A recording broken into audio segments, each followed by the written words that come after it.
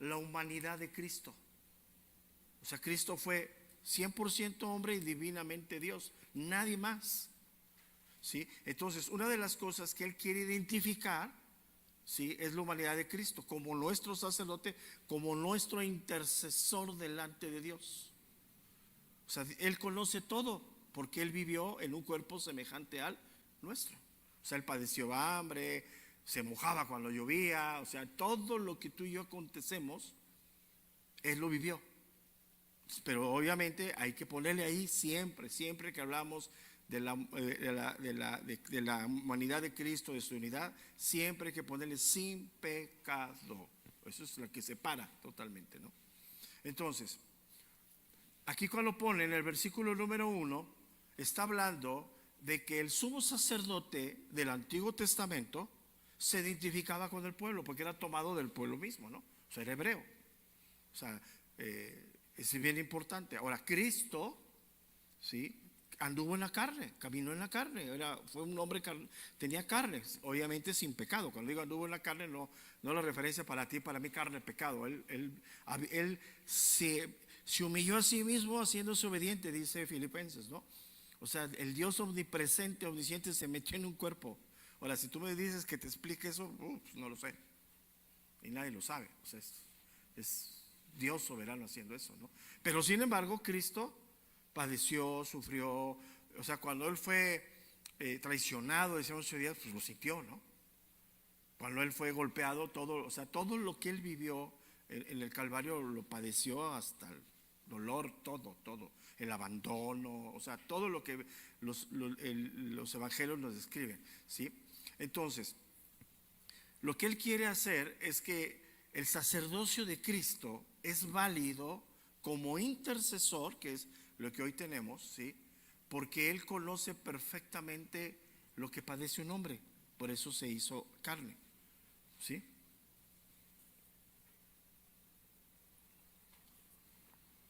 Entonces, esto es fundamental que tú y yo, y que todos los que somos creyentes lo meditemos. Dios conoce plenamente lo que sentimos. Él sabe perfectamente nuestras necesidades, nuestros dolores, nuestros padecimientos. Y Él es nuestro intercesor ante el Padre, ¿no? O sea, Él está haciendo esa labor en este momento. Entonces, si Cristo no se hubiera encarnado, no podría ser legalmente nuestro intercesor. O sea, no podría ser.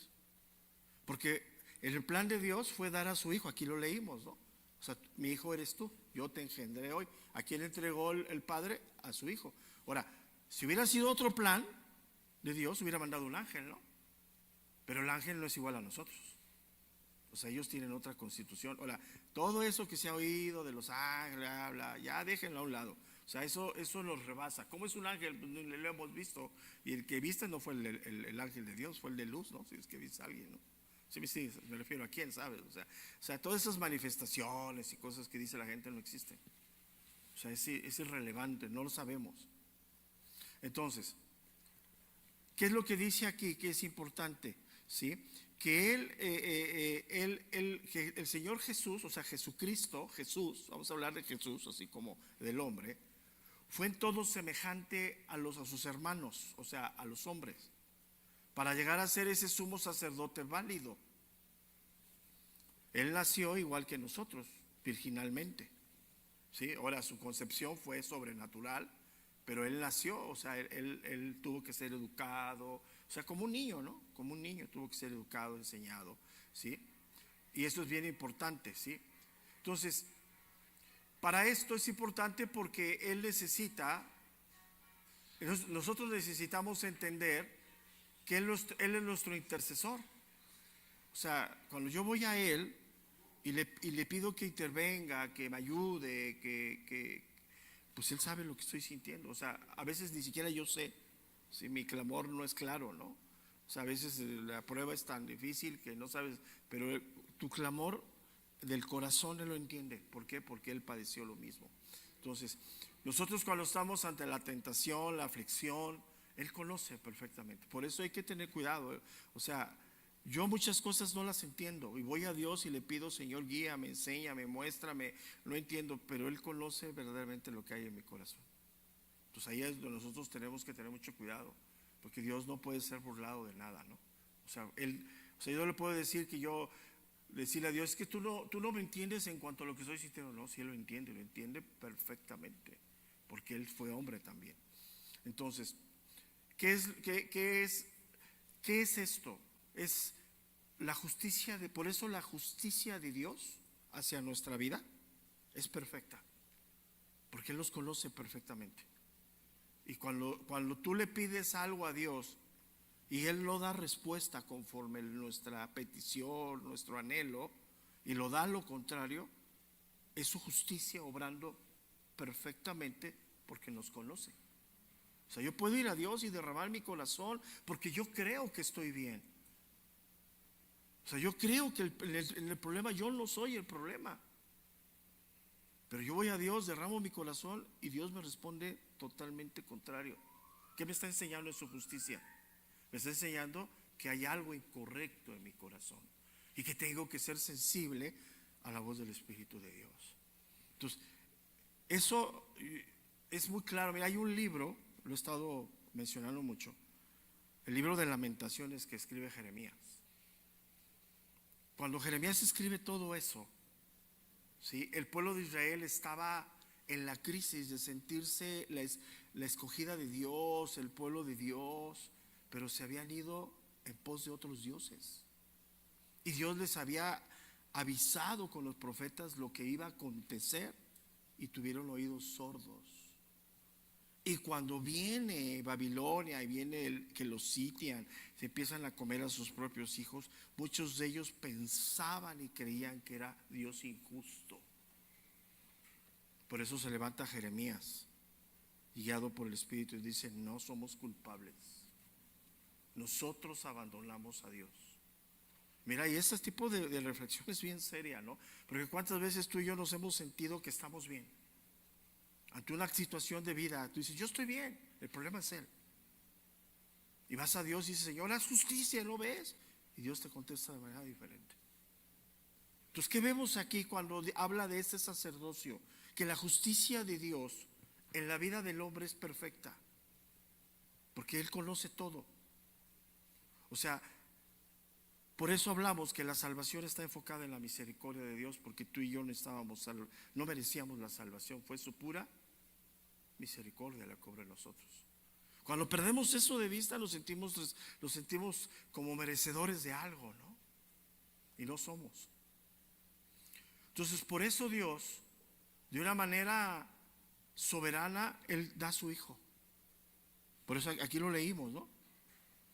Dice el verso 5: así tampoco Cristo se glorificó a sí mismo, haciéndose sumo sacerdote, sino que Él dijo: tú eres mi Hijo, yo te engendré hoy. Como también dice en otro lugar: tú eres sacerdote para siempre según la orden de el que. O sea, Dios mismo entrega a su Hijo. Eso es bien importante, ¿no? Entonces, cuando decimos que Jesucristo, fíjate, cuando decimos que Jesucristo es nuestro abogado, nuestro representante, tenemos que entender que Él conoce perfectamente todo lo que somos, todo, absolutamente. O sea, a Él no se le puede ocultar absolutamente nada. Entonces, cuando entraba el sumo sacerdote en el Antiguo Testamento, entraba al lugar santísimo que representaba la presencia de Dios. Entonces se puede decir que en ese momento la intercesión del sacerdote era cara a cara con Dios, porque era la presencia de Dios, donde estaba el arca del pacto, ¿no?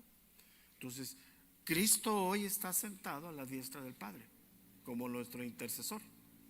Está de cara ¿a quién? A Dios, al Dios soberano, el Dios que nada se le escapa, el Dios que sabe todas las cosas. Entonces, cuando hablamos de que es nuestro abogado, que Él nos entiende, sabemos esto, ¿no? Él conoce absolutamente todo. Entonces, el sacerdote en aquel tiempo podemos decir que tenía su ministerio de cara a Dios. Hoy lo tiene Cristo también. Él está gobernando todo con la autoridad del Padre, ¿no? O sea, el Padre y el Hijo es el uno, pero estamos entendiendo ese orden, ¿sí? Pero fíjate que por ejemplo, en el caso de Israel, había separaciones de poderes. Los que gobernaban la política no tenían el derecho de ser sacerdotes. Había una separación de poderes en Israel. O sea, el sacerdote no podía ser gobernante y el gobernante no podía ser sacerdote. Entonces, ¿en dónde se conjunta todo eso? En la persona de Cristo. Él es rey y es sacerdote en la persona de Cristo. Entonces, esa separación de poderes nos deja ver lo que dice aquí, que solamente eran los escogidos por Dios y Dios escoge de la raíz de Aarón para el sacerdocio. Nadie que no viniese de esa raíz podía ser sacerdote. Entonces, por eso en aquel tiempo cuestionaban el sacerdocio de Cristo cuando se escribe esto. ¿Cómo sacerdote? Si él viene de la tribu de Judá, él no tiene nada que ver. Entonces, ¿quién es el que designa cómo y quién va a ministrar delante de él? Dios. Y lo hace a través de Aarón. Ahí establece la línea y surge toda esa línea. Ahora, vamos a ser honestos, ¿Dios tenía necesidad de establecer este ministerio? No. Es la gracia de Dios, es la misericordia de Dios. Eso es bien importante. Por eso tenemos que leer con mucho cuidado, ¿sí? Sí, dice el verso número 3, fíjate, si hablamos de que Dios no tenía necesidad, leemos el verso número 3, y por causa de ella debe ofrecer por los pecados. Dice, y nadie toma para sí esta honra sino el que es llamado por Dios, como lo fue, dice, Aarón. Entonces, el sacerdocio es establecido, constituido plenamente por Dios, soberanamente. Es un beneficio que Dios otorga a su pueblo. O sea, Cristo no va a interceder por nadie que no sea redimido por la sangre de él, primeramente. Y eso es bien importante, ¿no? Porque todo el mundo quiere que le pidas a Dios por él, no, pero pues ¿para qué? Si está separado de Dios, ¿no? O sea, la intercesión de Cristo es por el pueblo, por los hijos, por los redimidos, por los que han nacido de nuevo.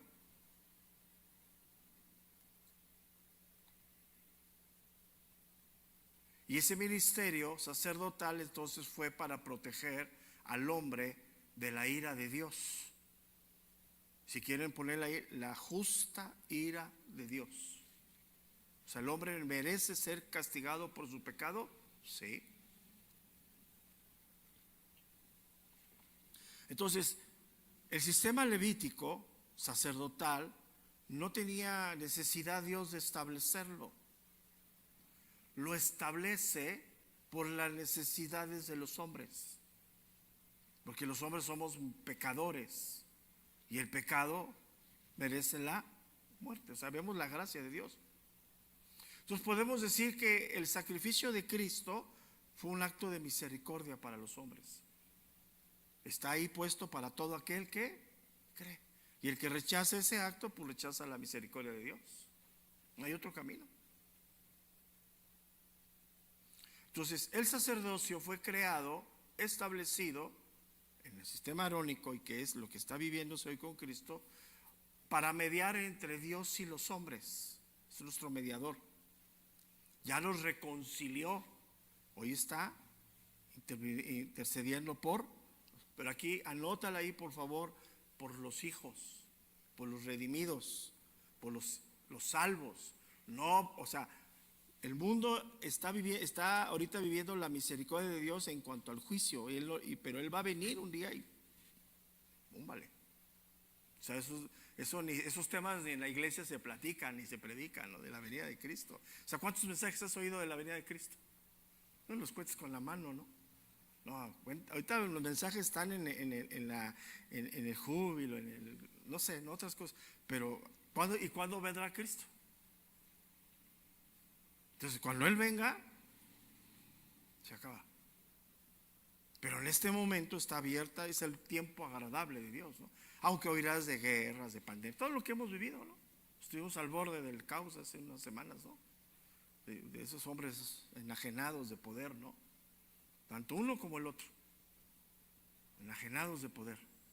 Pero dice Dios, el tiempo es de Dios. O sea, imagínate, ¿no? Imagínate ahorita todo lo que se puede haber desatado, ¿no? Por eso dice aquí, leemos con cuidado el verso número, tomado entre los hombres, es constituido a favor de quién, de los hombres. Es la intercesión que hace Dios por nosotros ante el Padre, con el fin de la reconciliación. Eso es bien importante, ¿eh? Hoy tenemos un abogado, un representante, tenemos un intercesor. Por eso Él nos enseñó a orar, pídele todo al Padre en el nombre de ¿quién? De Jesús. Esa es la oración correcta, ¿no? Ya ves que ahora le oran al Espíritu Santo y no sé qué tal. No. Es al Padre en el nombre de ¿quién? Cristo, porque Él es nuestro intercesor. O sea, tenemos que entender que el Padre, el Hijo y el Espíritu es uno, pero tienen funciones diferentes. Y ahorita la mezclan, ya ves que ahora los invocan y les da la bienvenida al Espíritu. Pues el Espíritu está en la iglesia. O sea, yo no tengo que dar la bienvenida, pues ya está aquí. Lo que puedo es contristarlo, pero Él no se va. O sea, pero ya ven que ahora empiezan los conciertos de que ven, desciende Espíritu. Y pues dices, oye, ya están bien metidos en el ocultismo, ¿no? Sí, no, es en serio, o sea, y te quedas así porque tú ves la cantidad de gente que hace eso con una ignorancia, porque el liderazgo de la iglesia es para llevarlos a Cristo, no para traerlos a ellos. Pero hay una ignorancia enorme, o sea, ve cuántos somos para discipularlos. La gente no quiere discipularse, la gente no quiere saber esto. No, a mí no me hables, mira, yo voy a Dios y que me supla. Sí, piensa lo que quieras. Y te dice la persona que vive en impiedad, ay, te encargo que ores por mí. Pues sí, porque tiene su raíz de Dios, pero ese Dios que anhela lo rechaza. Y la gente, yo he visto que la gente en ignorancia, aún creyentes, oran por bendiciones de los impíos. Señor, bendícelo. No, ora para que se convierta. Si no se convierte y viene Cristo, bueno, si no viene Cristo y muere, ¿a dónde se va? O sea, ¿estás entendiendo esto? Y luego viene y no, ore por la tía Chonita que murió. No, pues ya se murió. ¿Quién quiere por ella? Ahora hasta los ungen. No, o sea, yo quiero que me entiendan. Está tremendo. Es una mezcolanza. Pero ¿sabes por qué es eso? Por la ignorancia que hay. Tenemos que tener cuidado. O sea, él es el intercesor por el pueblo. Porque el sumo sacerdote intercedía por el pueblo de ¿quién? De Israel. Ahora somos el pueblo de Dios espiritualmente, somos el Israel espiritual. Entonces es bien importante, Él es tu intercesor, tuyo, porque Él te conoce. Ahora, ¿conoce a los que no son redimidos? Sí, perfectamente, pero no han entrado por la puerta de la salvación. Tienen que entrar por la puerta de la salvación. O sea, el que no entre, pues no dejamos Juan 3, 16 y 17, ¿no? El que no cree ha sido condenado. Dice la segunda parte del versículo 1, para que presente ofrendas y sacrificios por los pecados. Leemos dos cosas que son similares, pero no tienen, son similares, pero son diferentes. ¿Sí? El sacrificio ya fue completo. Ya en este tiempo, aquí y ahora, en el presente, ya no hay que hacer ningún sacrificio. Ya el sacrificio perfecto ya fue hecho. Pero sin embargo el pueblo hacía en ese tiempo sacrificio y llevaba sus ofrendas. La ofrenda representa agradecimiento a Dios. Es el principio de la ofrenda. Pero tenemos que ir, vamos a separarlos para entender un poquito. Dice, lo voy a separar, voy a empezar a hablar acerca de los sacrificios y sacrificios por los pecados. ¿Por qué por los pecados? Porque somos desobedientes, rebeldes. El hombre desde el Edén, desde que sale del Edén, está bajo la ira de Dios. Desde ese instante que fueron sacados Adán y Eva, hubo una separación entre Dios y los hombres. Y el sacrificio es el medio por el cual Dios establece la reconciliación. La única manera. El sacrificio representa pago de muerte. Por eso tomaban los animales. Entonces, para entrar a la presencia de Dios, en aquel tiempo antes de que el sumo sacerdote entrara al lugar santísimo, pues no sé si están viendo, están oyendo la de tabernáculo, ahí está todo, O sea, todos los muebles, el orden de los muebles del tabernáculo tiene muchísimo que ver. O sea, si no entraban por la puerta, pues no entraban al lugar del sacrificio. Tienes que entrar por la puerta, ¿no? Entonces, para poder entrar a la presencia de Dios tenía que ser a la base del sacrificio. Y el sacerdote hacía el sacrificio, tomaba la sangre, entraba y rociaba la sangre primeramente por él. Salía y regresaba y rociaba la sangre ahora por el pueblo. Lo que era el Antiguo Testamento. Hoy Cristo entró una sola vez. Él fue al mismo tiempo la ofrenda y fue el sacerdocio. En Cristo. Entonces, esto que estoy hablando ahorita del sacerdocio de Cristo, ¿sí?, es uno de los temas centrales de la carta de los Hebreos. Es la que distingue Hebreos del resto del Nuevo Testamento. Por eso aquí vemos claramente, aunque es una manera diferente, que no fue escrita por Pablo. Fue un hebreo, una persona redimida. Dice, según la historia, dice que fue alguien que estuvo en el Pentecostés. Ahí se convirtió. Que era un maestro, pues ve toda la doctrina que trae. Impresionante. Entonces, ¿cuál es uno de los temas centrales de Hebreos? El sacrificio de Cristo en la cruz, como el único sacrificio que quita el pecado del mundo. No hay otro. O sea, el otro era simbólico, era una sombra de lo que había de venir. Entonces, si el hombre no entra por el umbral de la puerta del sacrificio y es rociado espiritualmente, está hablando, por la sangre de Cristo, sus pecados no son perdonados. Y sigue estando separado de Dios. ¿Estás entendiendo esto? Ahora, ese acto, ¿por qué es? Por fe. No hay declaraciones positivas, no hay repetición de versículos bíblicos, es por fe. Ahora, ¿quién te lleva esa fe y quién hace todo eso? El Espíritu de Dios. Nadie te convence. ¿Qué utiliza el Espíritu de Dios? La palabra de Dios. O sea, la gente nace por el Evangelio, las buenas nuevas de salvación. O sea, nadie convence a nadie, no repitas conmigo. O sea, esas cosas son humanas. Por eso la famosa confesión, pues que han hecho miles, pues a los 3-4 meses se van, pues son de allá. O sea, aquí permanecieron porque hicieron un ratito una confesión y les gustó el ambiente y todo, y cuando llegaron les gustó la chamaca de allá, ya cuando vio que la chamaca ya tiene novio, pues se va. Pues es normal. O sea, todo eso que hemos acontecido, que hemos visto los últimos años, ¿no? Ya ven que tiene, ¿qué?, 2 décadas, 3 décadas, que era, acabando el mensaje era, a ver quién quiere recibir a Cristo en su corazón, y los ponían de pie y repite y bla, bla, bla. Y había un grupito que te esperaba y te llevaban a un lugarcito y te daban no sé qué, y ya eras, y te decía feliz, ay hermano, bienvenido, ¿no? O sea, sonaba muy bonito, ¿no? Pero en realidad eso atrajo a mucha gente a las congregaciones, pero esa mucha gente que entró por la puerta salió por la de atrás. Y eso es una triste realidad, pero entonces, ¿sí? Entonces podemos decir que la muerte de Cristo constituye el cumplimiento de todos los sacrificios expiatorios ofrecidos en Levítico. Todo, ahí acaba. Ya no hay más que hacer. Ya no hay otro sacrificio.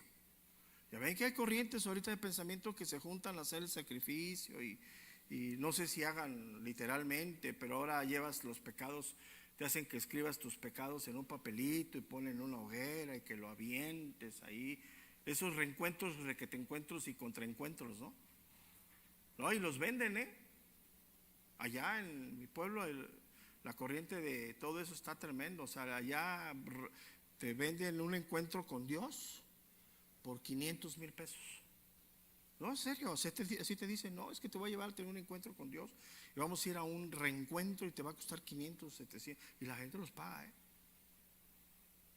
O sea, tú dime, ¿tenemos que pagar para un encuentro con Dios?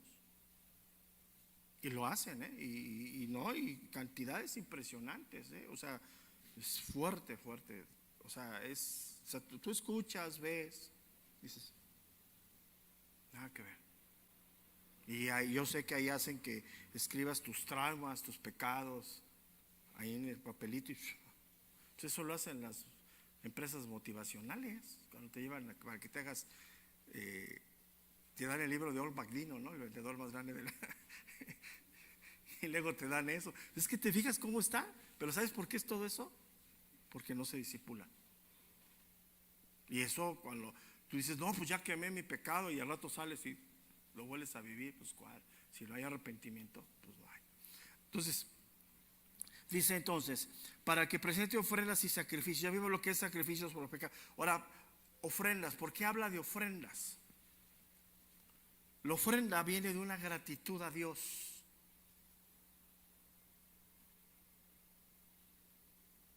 La ofrenda era entregarle lo mejor como sacrificio. O sea, llevaban lo mejor que tenían. Si iban a ofrecer un animalito, llevaban el mejor animalito a Dios. Eso es lo que está diciendo. O sea, la gente entendía eso. Porque tú entiendes lo que Dios hizo en la cruz por ti. Lo que era imposible para ti reconciliarte con Dios, ahora Cristo lo hace, ¿no? Entonces, ese es el contexto de la ofrenda a Dios. Y es algo que hoy, pues es triste cómo se maneja, ¿no? O sea, por ambos lados, por la codicia y por la dureza, ¿no? Estamos sumergidos en un problema muy grave. Por un lado, la codicia de este lado, de cómo te saco dinero, y por otro lado, la dureza del otro lado, ¿no? Pero tanto la codicia como la dureza no glorificamos a Dios. Vamos. O sea, de este lado es la codicia. ¿Cómo les vamos a hacer una estrategia? O sea, hay que sacarle dinero a los hermanos, hay que venderle un pedacito de la piedra de no sé dónde, pues hay que vendérsela, ¿no? Inclusive hay lugares donde hacen el aceitito, ¿no? Que huele muy rico, por cierto, pero te lo venden como bendecido. Pues vienes de allá. O sea, antes te vendían las piedritas con la crucecita, hoy te dan el aceitito. Yo he ido a la librería, estas famosas, no voy a dar el nombre, estoy transmitiendo. Ahí te venden el aceitito. Y dices, órale, ¿qué es milagroso o qué? Digo, soy medio burro, si me lo pongo aquí, ¿qué me quita lo burro o qué? ¿Cuántas veces al día, no? ¿Sí me entiendes? O sea, nada que ver. Entonces, cuando habla aquí de ofrendas, está hablando de darle a Dios lo mejor, en agradecimiento. Y no es lo que hoy se vive. ¿Por qué es lo mejor a Dios? Porque nos ha perdonado y nos ha reconciliado con Dios. Ahora, porque la Biblia nos dice que el Espíritu de Dios da testimonio a nuestro espíritu de que somos hijos de Dios. Tú lo sabes. Tú sabes perfectamente cómo Dios te habla, cómo Dios te trata, cómo Dios te da respuesta. Tú sabes cuando Dios guarda silencio. Lo que hace Dios contigo no lo hace conmigo. Nos lleva en el mismo camino, nos habla bajo los mismos principios, la palabra de Dios, el Espíritu Santo, pero el trato es personal. Entonces, cuando habla aquí de ofrendas y sacrificios, cuando habla de la ofrenda es el agradecimiento a Dios. Anótale ahí, es una ofrenda voluntaria, porque hay agradecimiento a Dios.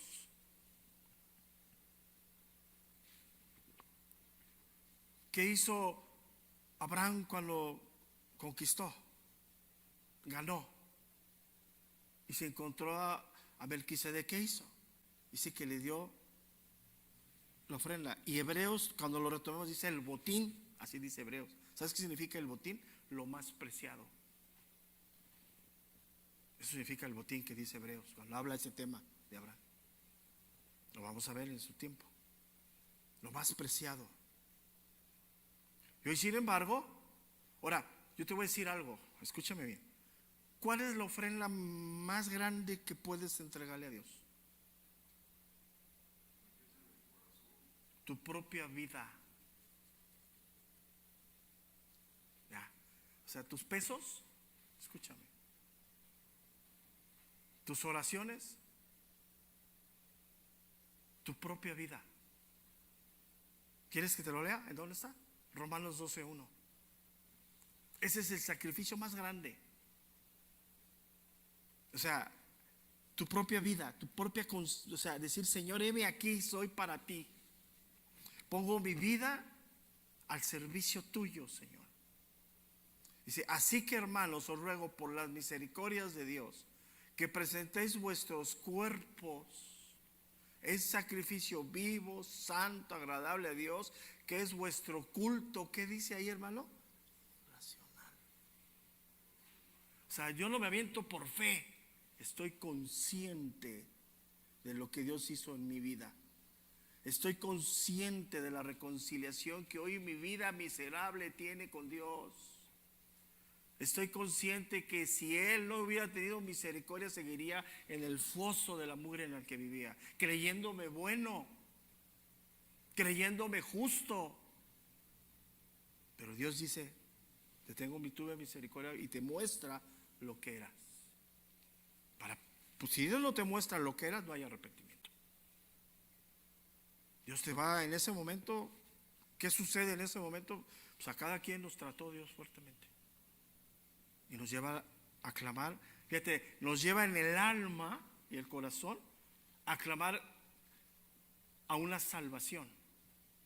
¿Por qué llega ese clamor en el corazón? Porque te das cuenta de lo que eres. Mientras tú estés ignorando lo que eres, yo estoy bien. Te sientes perfecto, te sientes que tú mereces, que el sol sale para ti nomás, ¿no? Entonces ya cuando Dios hace esa obra, viene. Entonces, ¿cuál es la mayor ofrenda que hoy la iglesia no quiere darle a Dios? Su propia vida. Entregarle a Dios su vida. Pero que es un contexto bien fuerte, porque no está hablando de nada material. Hoy detenemos lo material, ¿sabes por qué detienes lo material? Porque tu vida no está enfocada en Él. Porque ¿a cuántos Dios les ha dado dones? ¿A cuántos Dios ha llamado al ministerio para la obra de Él? Y siguen sin hacer el caso al llamado de parte de Dios. Yo lo he dicho, es una estadística muy fuerte. El menos del 20% de la iglesia está activa en el servicio. O sea, de cada 10, 2 participan en el servicio. Los otros 8, ¿qué pasó? Y es algo serio. Pero ¿sabes por qué? Porque hay otros pensamientos que le dicen que si haces esto y esto vas a ganar lugar en el cielo. Pues lo haces. Allá en mi pueblo están tremendos y tienen unos lugares por donde quieras. Yo donde transito como 6, 7 lugares entre los testigos de Jehová y los mormones, unos lugares impresionantes. Y hoy de que salimos 7 de la mañana ya están montando sus kioscos. 7 de la mañana llego aquí, llegan 2 para la clase. Pero si les dijeras que si vienes a la clase de Juan a las 8 de la mañana, Dios te va a bendecir grandemente y va a abrir los cielos, no cabríamos. Pregunta con ellos, o sea, escúchalos, ¿por qué están ahí? Y están desde niños, desde adolescentes de 11, 12 años, hasta personas adultas mayores ahí. Ya a las 7 de la mañana los acabo de ver, íbamos cruzando, me meto un poco por el centro de donde estamos, y estaban ya montando sus kioscos. Y ahí tiene unos lugares que le digo a mi esposa, es impresionante. Porque pasas porque también hay iglesias cristianas, se ven pobres ahí sobreviviendo, y aquellos parecen, ¿no? O sea, es que impresionante.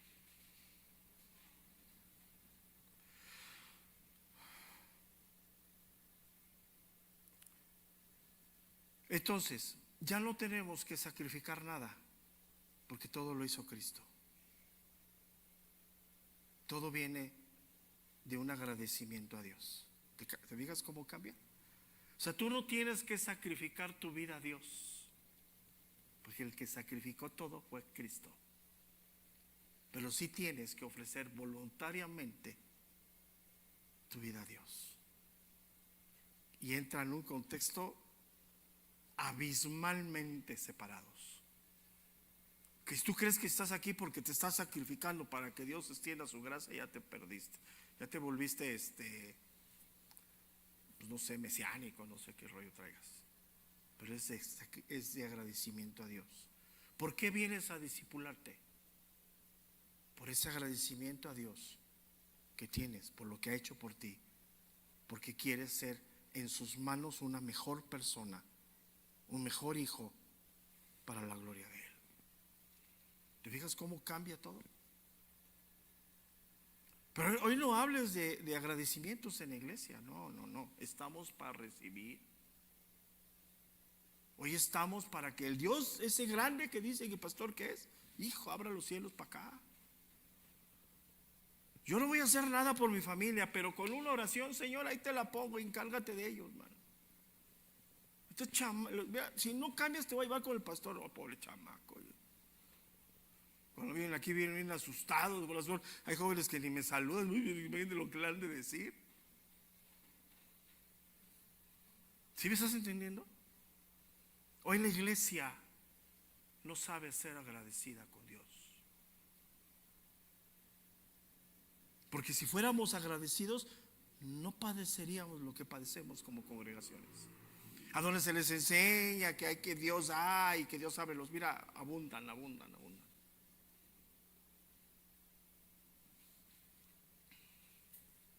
Ya no hay ningún sacrificio. Todo lo hizo Cristo, todo lo cumplió. Hoy hay agradecimiento, porque tú y yo estamos aquí por la pura misericordia de Dios. Si no hay agradecimiento a Dios, entregando tu vida a Dios, no sé. El pueblo en ese tiempo, fíjate, entendía. Llevaban las primicias, llevaban lo mejor de los animales, el agradecimiento a Dios. Yo les he dicho a muchos que vienen y piden una oración por trabajo, no tengo trabajo. En cuanto empieza a ver el trabajo, ni siquiera empiezan a diezmar ni ofrendar, ya después ni los ves. Ya el trabajo les absorbe tanto que ya ni vienen a congregarse. Ese es el agradecimiento a Dios.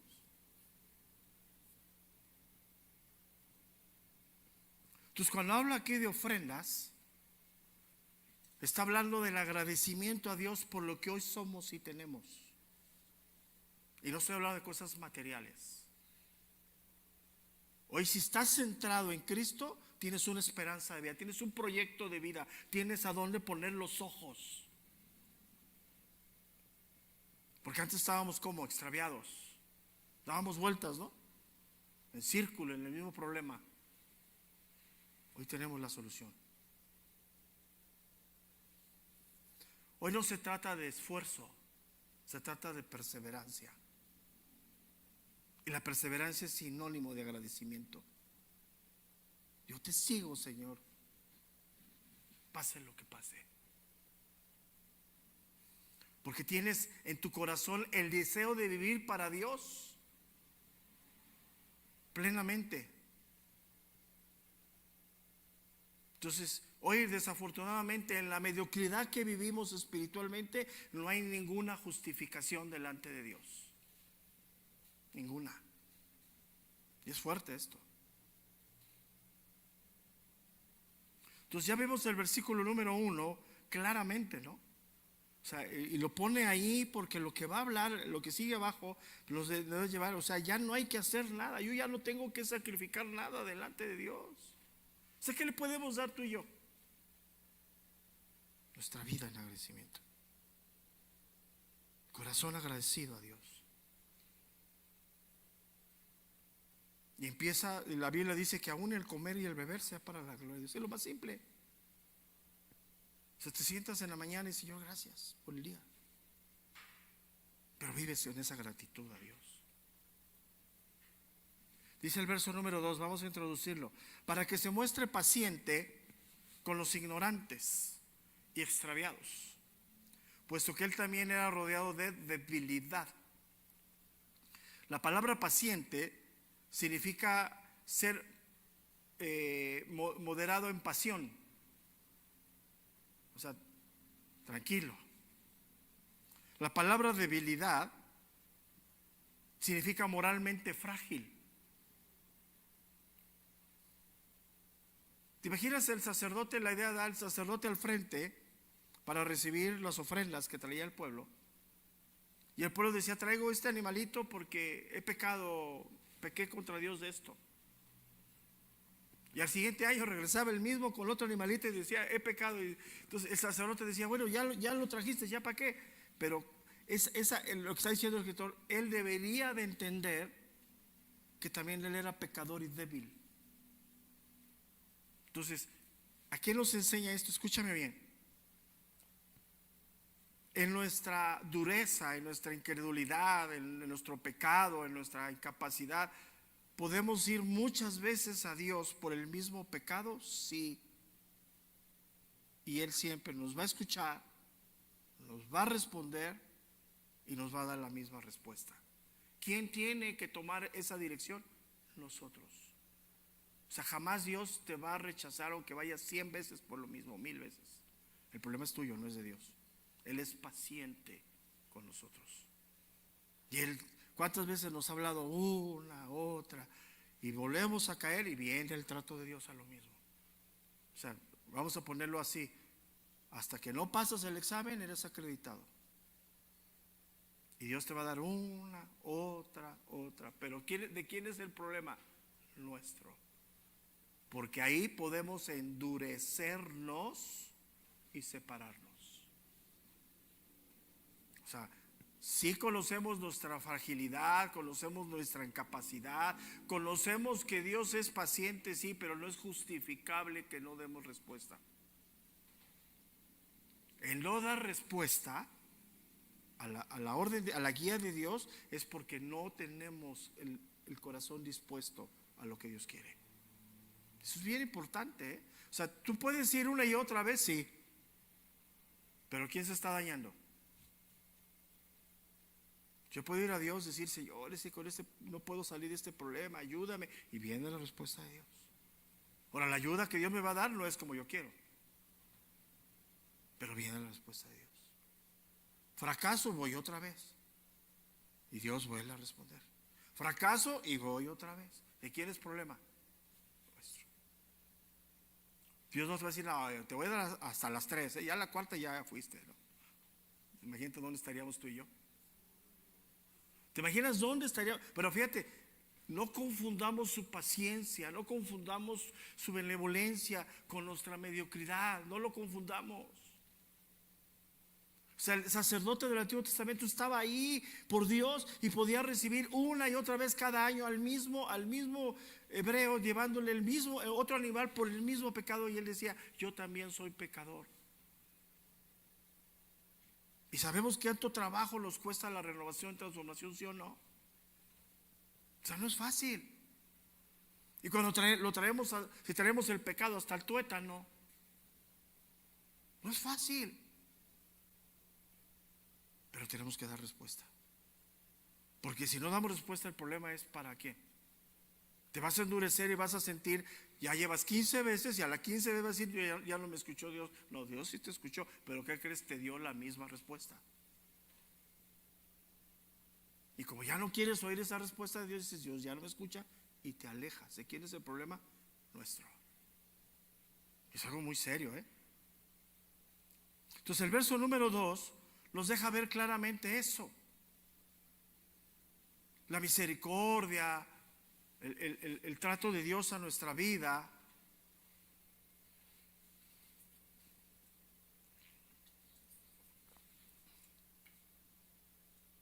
Porque el verbo que utiliza cuando habla se muestre paciente en el griego es un verbo que aparece única vez aquí en el Nuevo Testamento.